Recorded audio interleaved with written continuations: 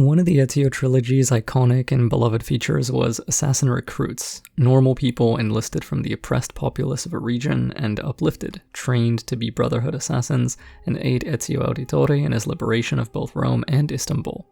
What made it so great wasn't just how powerful it was to call in your assassins at the touch of a button for some easy engages on enemies, but how fun it was to send your recruits on missions, then watch them grow from novices to master assassins with your guidance. The system wasn't complex, but there was room along the way for the player to make decisions, enough to feel like you had some hand and some input in the growth of these more inexperienced rogues. It expressed Ezio's own growth as a mentor and teacher as he traveled down a parallel path to Altair's in the latter parts of his life. Because this is a narrative element associated so strongly with some fan-favorite assassins, I've seen some players ask on social media and some comment sections if it's possible we might see recruits as a mechanic in Mirage. After all, the game is trying to evoke some of that cherished assassin fantasy, right? This video is here to break your heart and explain to you why that's not going to be a thing. Then I'll provide some potential alternatives, but it's mostly here to give you a reality check. There are specific conditions that previous games with recruits met in order to have recruits be a sensible feature. 1, the player assassin needs to have sufficient experience and legend around them, and 2, the situation must call for recruits as necessary for the Brotherhood's survival or operation in a region. By the time of Brotherhood and Revelations, Ezio was already a legend in his own right. He had the experience, credibility, and, if you wish, authority to guide and train assassins from the ranks of recruited citizens. Now I know what you're wondering. What about Connor? Very good question. At the time of Assassin's Creed 3, Radunhagedon, or Connor, may have lacked the experience that Ezio had, but the state of the Brotherhood was incredibly dire, in a way it hadn't been for centuries, and likely wouldn't be again until the Great Purge in present day. There was no colonial brotherhood by the time Shay had carved his way through all of them, and the consequences of Achilles' mistakes had caught up to them. So while Connor lacked experience, he was the only assassin in existence in that region, able-bodied and knowledgeable enough to teach recruits. And what's more, due to the Brotherhood basically being comprised of just himself and Achilles, the need for recruits, for more assassins to help fight the Templars, was severe. It was a desperate situation, similar to the state of the Brotherhoods in Rome and Istanbul during Ezio's time, but so much worse. Ezio's Brotherhoods at the time might have been a bit weak and destabilized, but Connor's practically didn't even exist. You probably know where I'm going with this. Assassin's Creed Mirage doesn't meet either of these conditions.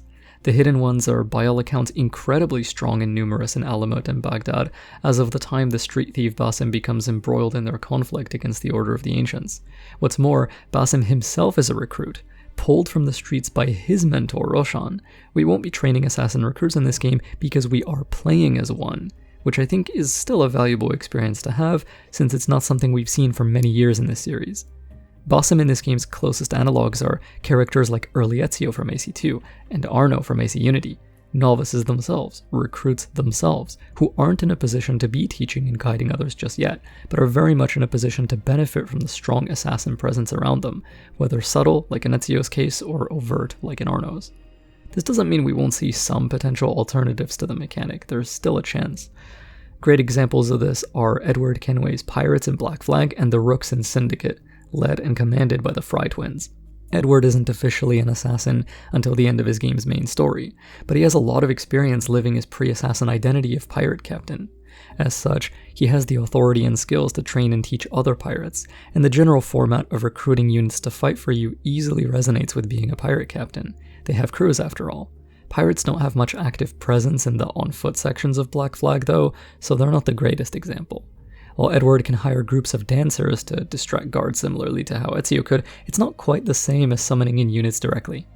The Fry twins and their gang members, the Rooks, are probably a better example, and a look at how recruiting from the citizenry can be done without necessarily pushing it through an assassin lens.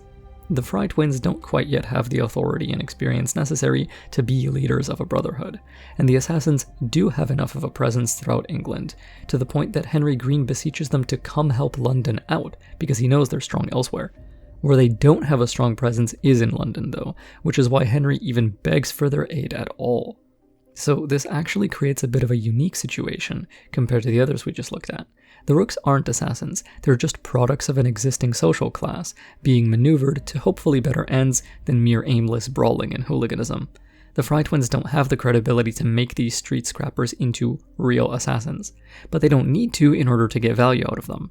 They can just aim them in a more helpful direction and use their established desire for violence and territory control in a constructive way, while probably enforcing some very basic and loose assassin tenets like trying to keep innocents out of the crossfire and such.